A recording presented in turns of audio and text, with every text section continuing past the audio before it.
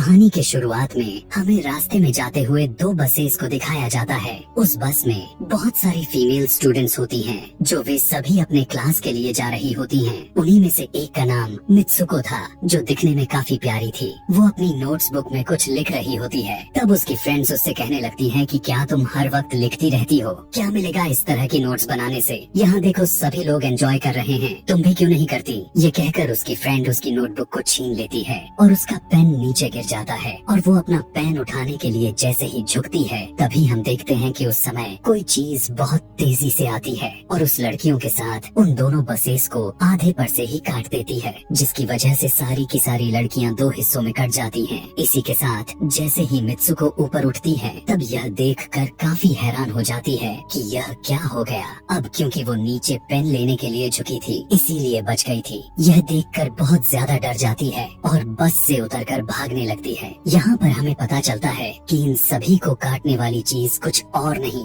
बल्कि हवा ही थी, जो सभी को काट रही थी। यह हवा अब मित्सुको के पीछे भी पड़ जाती है। यह देखते हुए मित्सुको चिल्लाते हुए काफी तेजी से भागने लगती है। भागते समय उसे आगे चार लड़कियां और भी दिखाई देती हैं और वो उन्हें झुकने के लिए कहती है, लेकिन काफी देर हो चुकी थी। वो हवा उन्हें भी आधे पर से काट कर चली जाती है। लेकिन उनमें से मित्सुको एक लड़की को बचा लिया था कि तभी इन्हें कुछ साइकिलिंग करते हुए लड़कियां नजर आती हैं, जो कहीं पर जा रही थी। उन्हें भी ये बचाने की कोशिश करती हैं, लेकिन वो हवा उनके साथ भी वही करता है जो अभी इनके दोस्तों के साथ हुआ। और इसी दौरान वो लड़की भी मारी जाती है, जिसे अभी उस अदृश्य चीज से बचाया था। अब वो यह देखकर काफी डर जाती है और वो इधर उधर भागने लगती है। आगे हम देखते हैं कि मित्सुको जब एक नदी के पास जाती है, तो वो यह देखकर हैरान हो जाती है कि उस नदी में भी पहले से बहुत सारी डेड बॉडीज पड़े हुए थे, जिसने हवा ने यानी उस अदृश्य चीज ने काट दिया था। वहाँ से वो एक डेड बॉडी के कपड़े लेकर चेंज कर लेती है।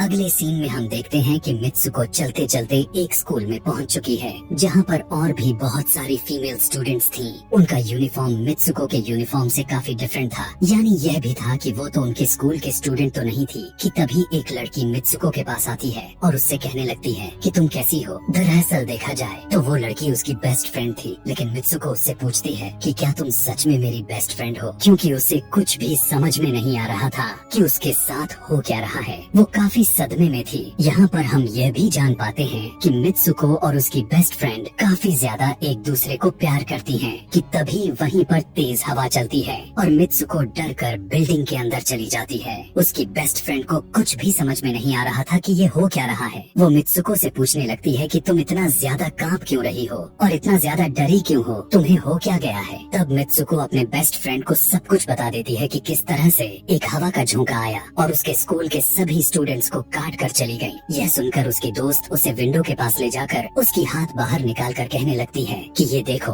ये बस हवा है और कुछ नहीं। यहाँ पर मित्सुको के दिल को कुछ शांति मिलती है और इसे लगने लगता है कि शायद ये मेरा ख्वाब ही हो सकता है। जिसके बाद मित्सुको का बेस्ट फ्रेंड अपने दो और दोस्तों को लेती है और क्लास को बंद करने का प्लान बनाती है। जैसे ही ये चारों क्लास के बाहर जाने के लिए निकलने ही वाली होती हैं कि तभी वहाँ पर उनकी टीचर आ जाती हैं और उन्हें देख लेती हैं, लेकिन वो चारों वहाँ से भाग जाती हैं। वे चारों भागते भागते एक लेक पर आ जाती हैं। वहाँ पर मित्सुको की बेस्ट फ्रेंड अपने दोनों दोस्तों को भी उसके ख्वाब के बारे में बताती है। तभी उनमें से एक लड़की कहती है कि हो सकता है कि यह सच हो, जैसे मिरर वर्ल्ड होती है, जहाँ पर इस दुनिया से अपोजिट यानी उल्टा होता है। यह कहकर वो तालाब में एक पत्थर फेंक कर कहने लगती है कि देखो, यहाँ पर मैंने तो पत्थर फेंका है, लेकिन हो सकता है कि दूसरी दुनिया में मैंने ऐसा ना किया हो। कि तभी अचानक से उस तालाब में से एक क्रोकोडाइल निकल कर आता है, उसमें से एक लड़की को खा जाता है। फिर वो लड़की कहने लगती है कि देखो, मैंने कहा था ना, जो इस दुनिया में होता है वो उस दुनिया में बिल्कुल भी नहीं होता, और जो उस दुनिया में हो रहा है वो इस दुनिया में नहीं हो सकता। तो इसको भी उसी दुनिया में मगरमच्छ ने खाया है। और यहाँ पर ये देखो, ये तो बिल्कुल सेफ है। उसी लेक के पास एक बिस्तर यानी एक बेड नजर आता है। ये चारों उस बेड से तकिए को उठाकर खेलने लगती हैं कि तभी हम देखते हैं दूर से दो लड़कियाँ इन्हें देख रही थीं। उन दोनों लड़कियों में से एक ब्राइडल बनी हुई थी, क्योंकि ये दोनों लड़कियाँ आपस में एक दूसरे से शादी कर ली थीं। जिसके बाद उनमें से एक फ्रेंड बताती है कि हमें कुछ ऐसा करना होगा जो उस दुनिया में इम्पॉसिबल हो, क्योंकि हमारे किस्मत तो पहले से लिखी जा चुकी है, लेकिन हम इसे बदल भी सकते हैं। जिसके बाद ये सभी लड़कियां अपने स्कूल में वापस आती हैं और नेक्स्ट लेक्चर लेने के लिए क्लास में चली जाती हैं कि तभी मित्सुको देखती है उसके पास एक तकिया पड़ा हुआ है। अब जैसे ही वो इस तकिए को उठाने के लिए नीचे झुकती है कि तभी उसकी टीचर पूरे क्लास में गन से फायर करने लगती है और जैसे ही मित्सुको उस तकिए को उठाकर ऊपर देखती है तो उसके क्लास के सभी लड़कियां मारी जा चुकी होती हैं और यहाँ पर एक बार फिर वो बच जाती है जैसे पिछली बार अपने ड्रीम्स में बच गई थी। मित्सुको की टीचर उसके पास आकर कहती है कि तुम्हारी हिम्मत कैसे हो गई, इस क्लास को बंद करने की, तुम्हारा भी मरना तय है। कि तभी उसी वक्त दो लड़कियां और आ जाती हैं और मित्सुको को बचाकर वहाँ से भागने की कोशिश करती हैं, लेकिन एक दूसरी टीचर वहाँ पर आकर उन दोनों लड़कियों को मौत के घाट उतार देती है। अब जितने भी स्टूडेंट्स की जान बच गई थी, मित्सुको उनके साथ बाहर भागने लगती हैं, लेकिन स्कूल की सभी टीचर्स उन सभी लड़कियों पर फायरिंग करने लग जाती हैं। अब यहाँ पर फायरिंग के दौरान सभी लड़कियाँ जैसे ही वहाँ से बाहर आती हैं, तो यहाँ पर हवा उन्हें काट देती है। यहाँ पर अब मित्सुको यहाँ पर एक बार फिर से अकेली रह जाती है और वो वहाँ से भागकर क्राउड एरिया से होता हुआ पुलिस स्टेशन में जाती है। वो वहाँ पर सब कुछ बताने लगती है। उसकी यह बात सुनने के बाद पुलिस वाली लड़की उससे कहती है कि लेकिन तुमने स्कूल वाली कपड़े तो नहीं पहने हुए हैं। और जब वो उसके सामने एक मिरर को रखती है तब मित्सुको उस मिरर में देखती है कि वो तो एकदम से बदल गई होती है और लोग उसे मित्सुको के नाम से नहीं बल्कि उसे किसी और नाम से बुला रहे थे। यहाँ पर हमें पता चलता है कि उसकी शादी होने वाली थी। तब वही पुलिस ऑफिसर उसे उसकी शादी के लिए लेकर जाती है। यह देखकर आसपास के लोग उसे कॉन्ग्रेचुलेशंस दे रहे थे। अब जैसे ही वे सभी उसे लेकर चर्च पहुँचते हैं तो मित्सुको को बेस्ट फ्रेंड भी वहीं पर मौजूद होती है। मित्सुको उससे पूछने लगती है कि यह सब मेरे साथ क्या हो रहा है। तब उसकी दोस्त उससे कहती है कि अभी खामोश रहो, हम अभी किसी के कंट्रोल में हैं। बस जैसा मैं कहूँ तो तुम वैसा ही करो। और यह कहते हुए वो उसका वेडिंग ड्रेस पहनाती है और उसे वहाँ जाने के लिए कहती है। अब जैसे ही वो अपनी मैरिज सेरेमनी के लिए आगे बढ़ती है तो वहाँ की सभी लड़कियाँ उसका मजाक उड़ाने लगती हैं। यह देखकर उसकी बेस्ट फ्रेंड एक एक करके सभी को मारना शुरू कर देती है। जिसके बाद जैसे ही मित्सुको आगे बढ़ती है तो उसके ग्रूम की जगह एक ताबूत खड़ा हुआ नजर आता है। उस ताबूत को खोले जाने पर एक बड़ा पिग बाहर निकल कर आता है। मित्सुको उसे देखकर काफी ज्यादा डरने लगती है और एक टूटी हुई बोतल से उस पर अटैक कर देती है। जिसके बाद मित्सुको और उसकी बेस्ट फ्रेंड चर्च से भागते हुए बाहर आ जाती हैं। यहाँ गेट पर भी दो लड़कियाँ इन्हें रोकने की कोशिश करती हैं, लेकिन मित्सुको की बेस्ट फ्रेंड इन्हें मारकर वहाँ से भाग जाते हैं। उधर मित्सुको दूसरी तरफ भाग रही थी क्योंकि अब उसे लगने लगा था कि उसके साथ कुछ ज्यादा ही गलत हो रहा है। आगे जाने पर एक और मिरर में खुद को देखती है तो वो एक बार फिर से खुद को बदला हुआ पाती है। अब जिस जगह पर मित्सुको थी वहीं पर रेस हो रही थी कि तभी उसके पास कुछ लड़कियां आकर उससे कहने लगती हैं कि तुम तो बहुत अच्छी रेसर हो, खड़ी क्यों हो, भाग क्यों नहीं रही। और जब वो भागना स्टार्ट करती है तब वो खुद में काफी एनर्जी फील करने लगती है। जिसके बाद मित्सुको रेस जीतने की पूरी कोशिश करने लगती है। भागते समय उसे अपने डेड फ्रेंड्स भी नजर आती हैं जो कुछ वक्त पहले उसके स्कूल में मारी जा चुकी थी। कि तभी उसी वक्त उसकी बेस्ट फ्रेंड भी आ जाती है। तभी ये दोनों नोटिस करती हैं कि वही पिग और वो औरतें जिन्होंने इनको चर्च में रोक रही थी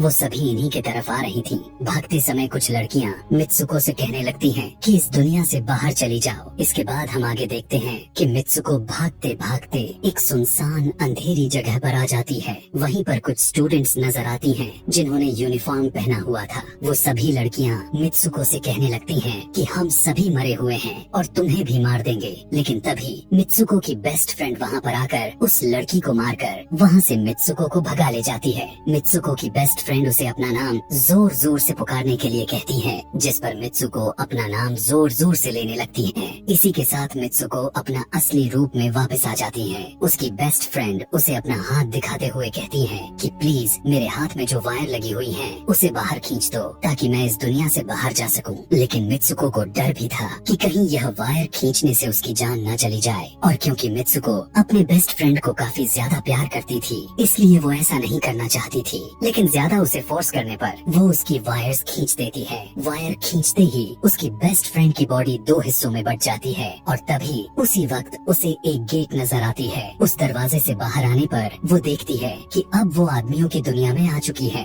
वहीं पर उसके पोस्टर्स भी लगे हुए थे। जिस पोस्टर को कुछ लड़के देख रहे थे तभी एक लड़का मित्सुको के पास आकर कहता है कि तुम तुम फ्यूचर में हो। इस बात को सुनते ही वो बेहोश हो जाती है। कुछ टाइम के बाद जब उसे होश आता है तब वो आगे बढ़ती है। तब वो देखती है कि एक बूढ़ा आदमी गेम खेल रहा होता है और उसी गेम में मित्सुको वही कैरेक्टर नजर आती है जो अभी बनी हुई है। मित्सुको को देखते ही बूढ़ा आदमी कहने लगता है कि मैंने ही इस गेम को बनाया है और मैं ही हूँ जो तुम लोगों को कंट्रोल कर रहा हूँ। तुम तो बहुत पहले मारी जा चुकी थी, लेकिन मैंने तुम्हारा डीएनए लेकर तुम्हें फिर से बनाया। मित्सुको को जब यह बात सुनकर उसे पता चल जाता है कि यह एक गेम है तो उसे लगता है कि शायद मैं अभी भी अपने दुनिया में जा सकती हूँ। कि तभी उसी समय एक आदमी आता है और मित्सुको को अपने पास बुलाने लगता है। तब वो बूढ़ा आदमी मित्सुको से उसकी आखिरी लेवल को कंप्लीट करने के लिए कहता है। वो आगे बढ़ने लगती है कि तभी मित्सुको को अपने दोस्त की कही हुई बात याद आ जाती है कि अगर हम इस दुनिया में कुछ ऐसा करेंगे